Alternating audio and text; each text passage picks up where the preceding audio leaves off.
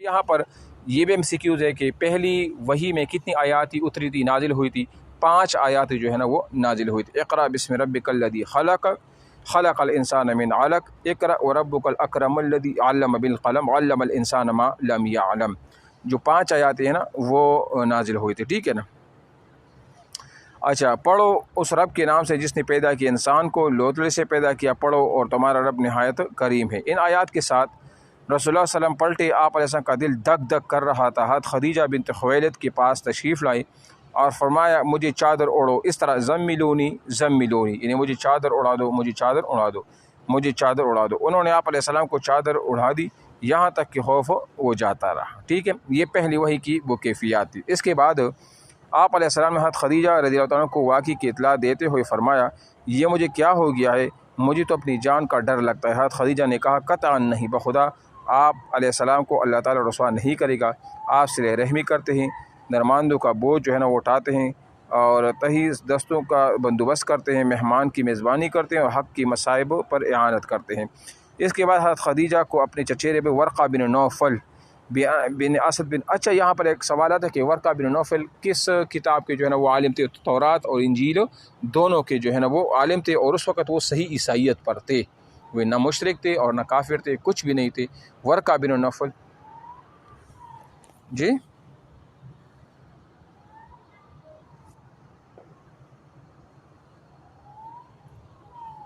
وہ تو ہے نا، وہ ابھی بتا رہے، ابھی ہم پڑھ رہے ہیں نا، وہی تو کہہ رہے ہیں۔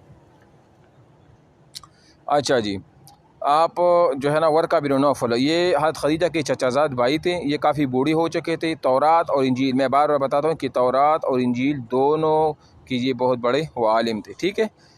ورقہ تو جاہلیت میں عیسائی ہو گئے تھے اور عبرانی میں لکھنا جانتے تھے، چنانچہ عبرانی زبان میں حسب توحید الہی انجیل لکھتے تھے۔ اس وقت بہت بوڑھے اور نابینا ہو چکے تھے۔ ان سے حضرت خدیجہ نے کہا بھائی جان آپ اسی بھتیجے کی بات سنیں۔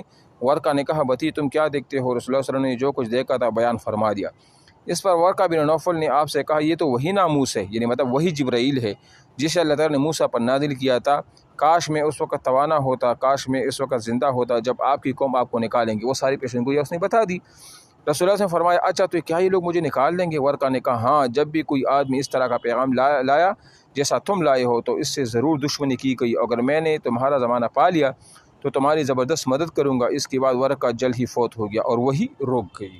اب اس کا مطلب ہے کہ ورقہ بن نوفل جو ہے نا وہ عیسائیت پر فوت ہو گئے تھے، وہ صحیح تھے اور وہ ایمان کی حالت میں وہ فوت ہو گئے تھے، ٹھیک ہے۔ اور انہوں نے یہ کہا بھی تھا کہ اگر میں زندہ رہا تو میں آپ پر ایمان لے آؤں گا اور آپ کی مدد جو ہے نا وہ بھی کروں گا، کیونکہ انہوں نے صحیح پیشن گوئی دی تھی جو تورات اور انجیل میں جس طرح علامات آئی گئی تھی آپ علیہ السلام کے بارے میں۔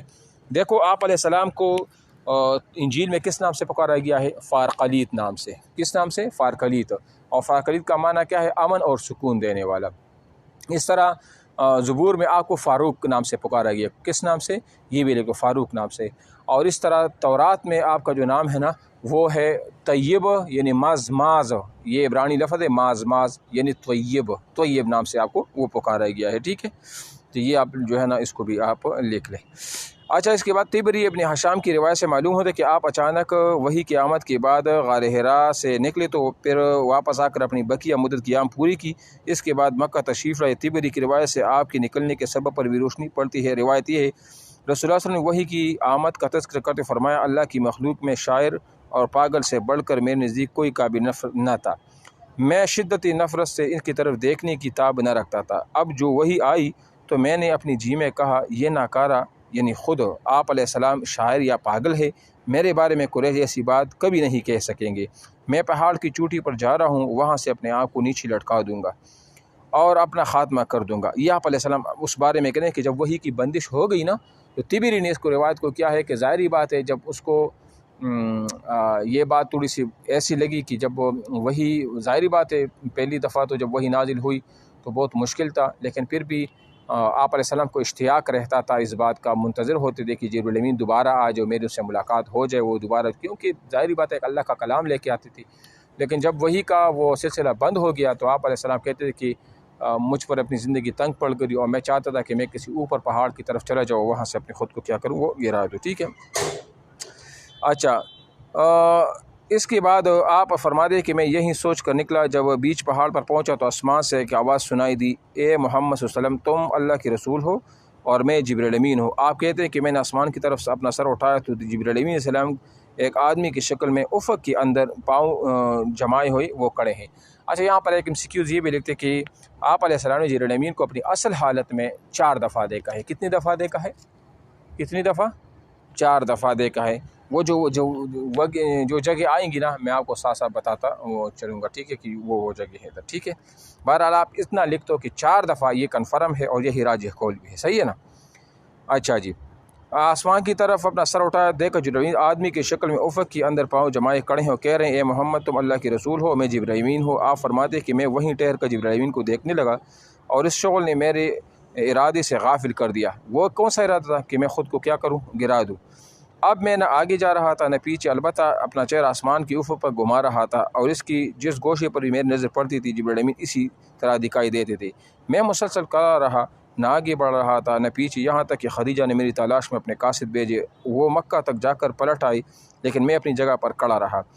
پھر جبرائیل امین چلے گئی اور میں بھی اپنے اہل خانہ کی طرف جو ہے نا وہ پلٹ آیا اور خدیجہ کے پاس پہنچ کر ان کی ران کے پاس انہی پر ٹیک لگا کر بیٹھ گیا۔